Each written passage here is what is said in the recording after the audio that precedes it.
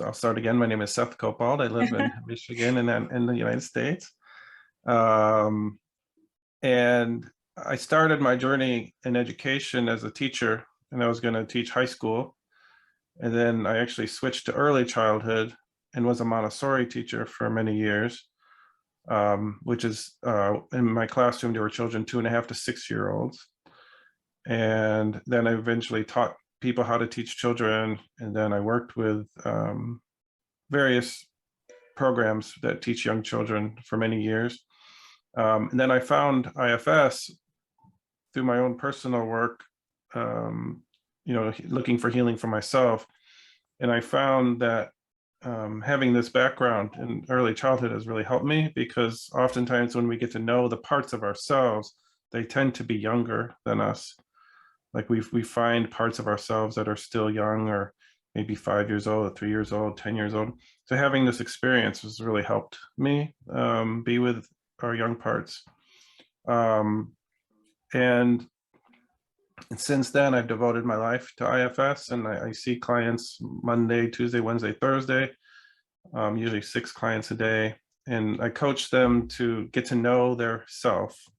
And internal family systems means that within us, we have a family of parts. So we have our self. And our self is, like, you might say, your core self, your highest self. Some people might say your soul. It's when you feel completely at ease, confident, curious, in a state of flow, no concerns, no fear. And you might think of the times where you've been doing a hobby or something that you love to do, where you lose track of time, and you simply just love what you're doing and you feel at ease. And then other times we have, you might say, different perspectives come in, where you might feel fear, you might feel anxious, you might feel anger, you might feel sadness, you might feel like extreme anxiety. And what we believe is that when that happens, there's parts of us that are taking over. And you might notice that when you're feeling upset, you might have another part that says, what's happening? Why am I so upset? So not all of me is upset, just parts of me is upset. Or even something like, I had this big meal and part of me wants to go eat a dessert. Then another part might say, or another side of you might say, I don't think we should eat dessert because that's not healthy, or you'll be too full, or something like that, right?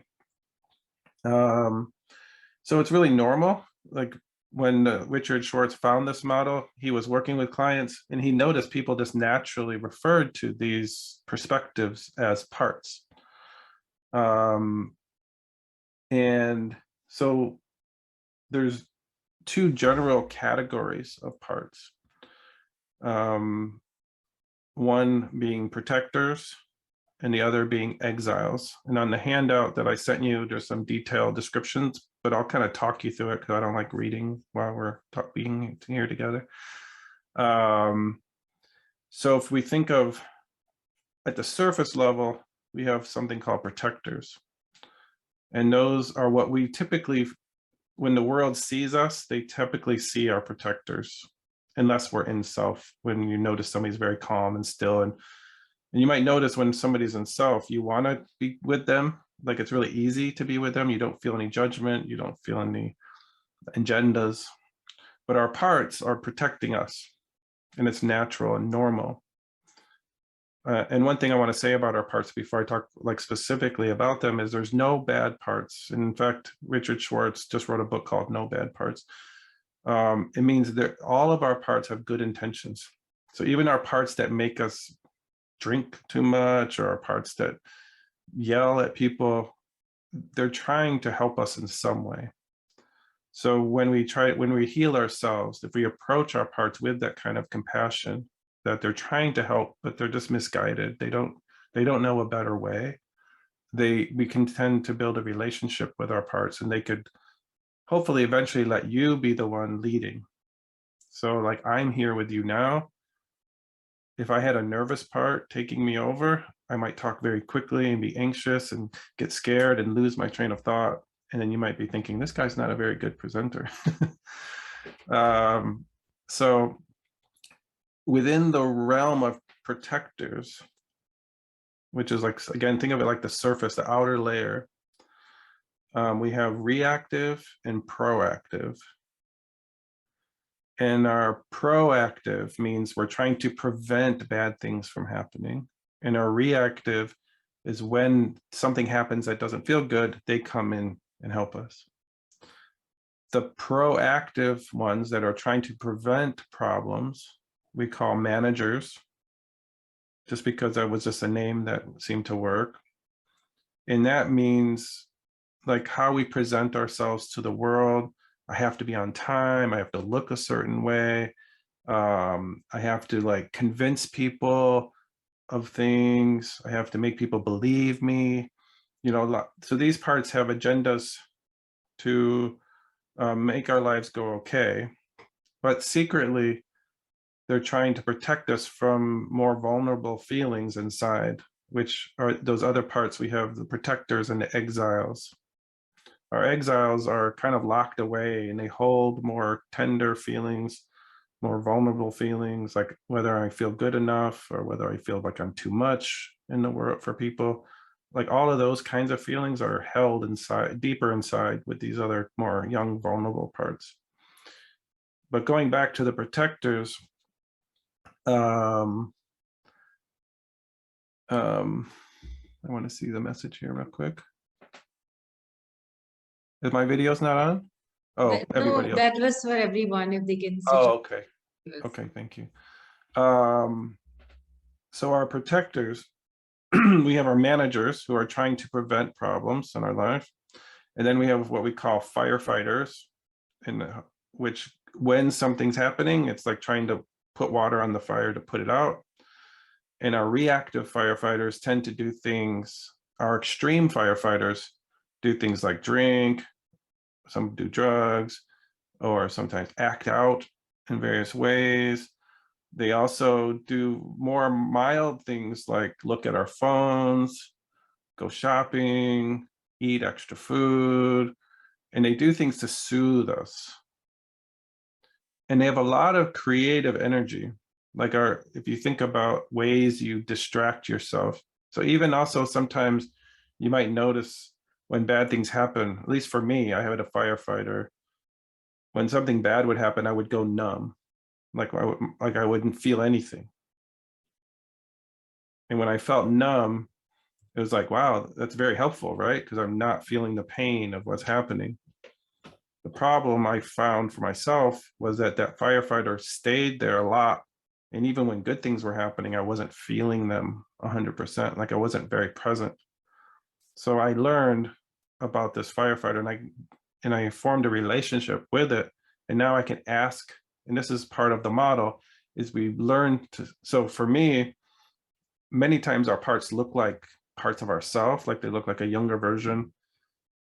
Like I might find a 20-year-old part who's trying to make me look good in my job, or I might find even a 12-year-old. But sometimes our parts look like objects. Like for me, the part that numbed me out, actually when I got to know it, it was like a coat or like a cloak, like a something that would go over me, like a magic cloak that would make me go numb. The other day I was in a session for myself, and when I was going to a very tender, deep place in me about something when I was very young that was happening, and all of a sudden I couldn't feel it anymore, and I was almost like feeling like a little bit like not dizzy, but something was happening where I couldn't connect anymore. And I was like, is that you, cloak? And all of a sudden I got this yes, and I was like, okay, I take off the cloak, put it down, and now I had clarity, and I was able to be with those parts of me that were more tender. And our exiles, so our exiles are parts that are what we see are like pretty much locked away, like we don't have access to them always, because our protectors, part of their job is to keep them far away from us. So we don't feel the pain of life. We don't feel the hurts. And when we do feel the hurts, that's the exiles coming up to the surface. So sometimes you might notice I'll feel something deep and something painful, and right away something else happens. Like I might pick up my phone, or I might do so, or I have to clean the house, because when I clean the house, I don't feel pain. So those are parts trying to protect us. And when we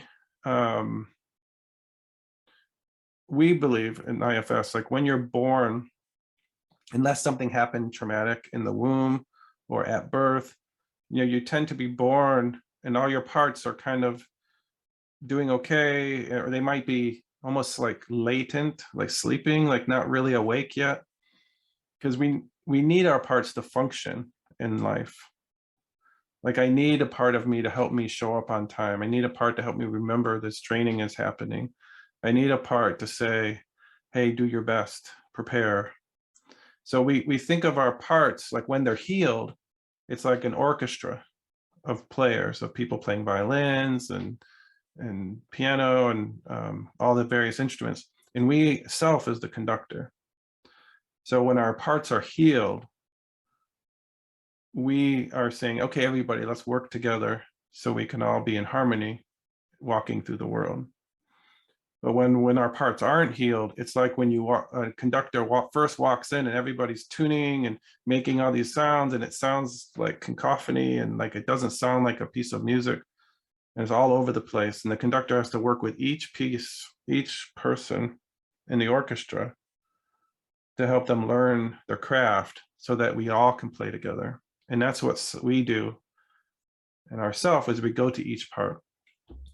And when we're born, as we move through life, as bad things happen, say we have parents who are angry, or they're yelling at us, or shaming us, or telling us we're not good enough, or treating us that way by not giving us love and attention, then as we start feeling the pain of that, our protectors say, no, no, no, we can't have that. And they kind of push those pains away, lock them deep inside somewhere so that we can function. And when we're young, our protectors, they don't know that self is here because our bodies are too small. Like we can't say, you know what, mom, dad, I'm moving out. I'm 3 years old, you're treating me horribly, I'm gonna go live somewhere else. I mean, we can't do that, right? So our parts don't think self can help. But when we get older and big enough, we can say to our parts, hold on, I'm here now. And I know I couldn't help then, but I can help now. And we become the caregiver of our internal world. So we can say, little one who was treated this way, I am here to hold you now. I'm here to give you the love and care that you never received. So even with relationships, like Richard Schwartz wrote a book called You Are the One You've Been Waiting For, which means like our parts are looking outwards at people, hoping they'll find love and security because they think they come from the outside. So they do all these things to attract someone to come and be with me and love me. But if you've been through more than one relationship, you probably have realized that doesn't always work. And our parts get so attached to this person that if they have a bad day, it feels like a horrible thing is happening to us because like the love is gone. So what we find is if we can be there for our parts the way they've always needed, then when we're in relationship with other people, we could be a whole person walking side by side with someone. And when I'm having pain, if I can care for my own parts while you sit with me and while you hold me, that's a way people can be together. But when I look at the other person, like you have to be my savior, like you have to make my parts feel good, it's like a never-ending battle because they get hurt so easy.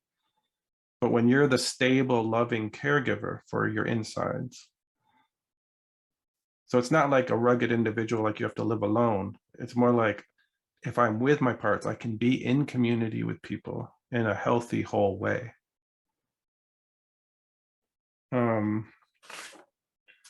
So what are these parts really?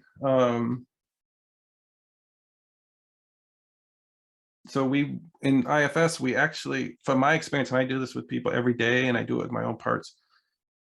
These parts are, we think of them as like sacred beings within ourselves.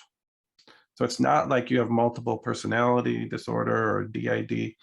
If, even though they do, our parts do blend with us, the word is blend, which means the part takes over my mind, takes over my ears, takes over my eyes, takes over my heart, takes over my mind. So when you're anger, you are anger, right? Or if you're worried because something happens to your family, the worry part comes in, and now I feel like I am worried. But in the moment of noticing, wait a minute, I am worried, I think a part of me is taking me over, who's noticing? That's self. So I can say, even if I'm far in the background, like, oh gosh, I'm being taken over by worry.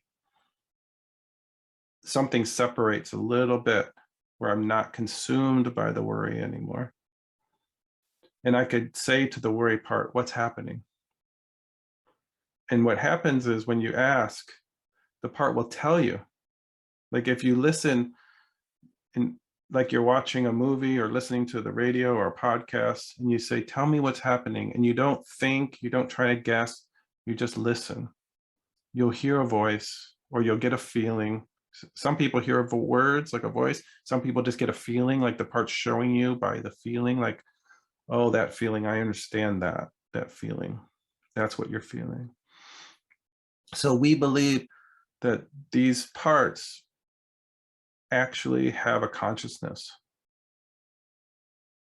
And they have a range of emotions. Like when a part feels worried, if I sit with that part, just like you would sit with a child and say, tell me what's happening. How are you feeling? Let me share back with you what I understand. Do I get it? Am I getting it? Yes. Okay, no, tell me more. And this is what I understand. Now do I get it? Okay. And what else do you want me to know? If you do that with a child, you notice they relax and they start feeling seen.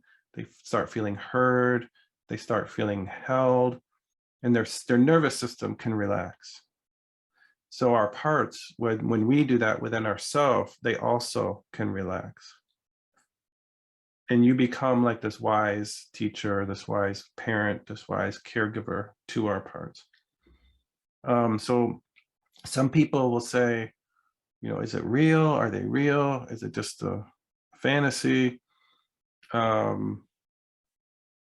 So what I believe, just from my own work, is it feels very real to me. And we actually heal our parts, because when we have those bad experiences, and tell me if I'm talking too fast or if I'm getting too complicated, like I can slow down. When bad things happen to us, when we're young, and our parents or other people, a teacher or another child, says something that make us change our belief about ourselves. Like before, I think when we're born, this is my personal belief, spiritual belief, and I think in IFS, that yourself is unharmable. We already know this, like you can't harm, yourself can't be harmed. So you're born with this perfect self. Then when bad things happen, our parts take on these beliefs. So if I think I must not be good enough because my parents, when they look at me, they don't show a nice face, and my friends, they're mean to me. A child doesn't have the capacity to say, you know what, my parents must be having a bad day and they have their own problems, so it must not be me, I'm just a child. They can't think that way. So they take on this notion, it must be my fault. So our parts have taken on these beliefs. I must be bad. I must not be good enough. I must be a horrible person. And we call those burdens. And then when an exile who holds those burdens of not good enough, our protectors start forming around this exile. And now if I have a burden that I'm not good enough, guess what my manager does? It makes me get all A's in school. It makes me do the best sports. It makes me excel in the world because I'm fighting this feeling inside of I'm not good enough. And it's working and working and working. And then if somebody says, oh, you know, say a teacher says, that was a beautiful paper, but in this part of the paper, it's not so good, you should change. And then that not good enough feeling gets stirred, right? And then you might have a very active part that's, oh, I'm not good at, this is a risk to me, because I'm starting to feel that not good enough feeling. So what we do is when we work with clients, we start with the protectors and say, okay, the part of you that has to get all A's, can you talk? I'm going to help you talk to that part and get to know it. Like, what would happen if you didn't get all A's is a good question. We always ask the protectors, what would happen if you couldn't do your job, if you couldn't get all A's? And the protector will usually tell us what the exile's feeling. If I didn't get all A's, I would be worthless. I would be a horrible person. Oh, okay. So you think if you don't, you're trying to stop Seth from feeling like a horrible person. Is that right? Okay, good. So can you point to the part that holds those beliefs? And usually the protector would let us see now, usually a younger version of a child. You might see yourself in your bedroom. You might see yourself at the dinner table with your parents. And we go into the scene and then we work with that part. And we let it show us and tell us everything that happened that made it feel that way. So we're witnessing. And the more the part feels seen and heard, it feels more and more comfortable to continue and tell us more. Eventually, we take that part out of the past and we say to the part, have I seen everything? Do I get everything? Do I understand? When we say yes, we say, would you like to stay here or would you like to leave? You can go to a beautiful place, a nature or fantasy place, or come with me here in the present. Most of the time, the parts want to come to the present and be with you. I did a session the other day where I actually found an infant of myself that was only maybe a week or two old. And I brought it, and that was nonverbal, so I wasn't hearing words so much, I could just feel what it wanted. And I brought it to the present. And once we bring a part, say it's not an infant, which is a lot more complicated work, but like say it's like a 5-year-old, 6-year-old that says, I don't feel like a good person, mom and dad are always mad at me. Then we say, where do you hold this in your body, this belief? And usually they'll show their stomach or their chest or their throat or their head or their shoulders. And we say, would you like to release that belief that's not yours? That because self doesn't hold any beliefs of negativity of yourself. Self is connected with the higher self, with God, with the universe, like it's already perfect. So we know that these beliefs don't belong to you. They were given to you by the treatment of others. So would you like to release that now? And then if the part says no, that really just means there's more listening. Like we need to understand more of what it's feeling. But once it says yes, then we say, how would you like to release it? To the wind, to the fire, to the water, to the air, or anything else? And then the part will say, I want to give it to this, to the light, or to something else. Sometimes it's creative, where it's says, I want to shoot it into a basketball hoop. I want to flush it down the toilet. Like parts will say things that are very creative about what they want to do with these burdens. And then once they release, we say, now what qualities do you want to bring into your body? How do you want to feel now? So we bring in, like, I want to feel loved. I want to feel confident. I want to feel at peace. And we bring those qualities in to replace those bad feelings, those bad beliefs.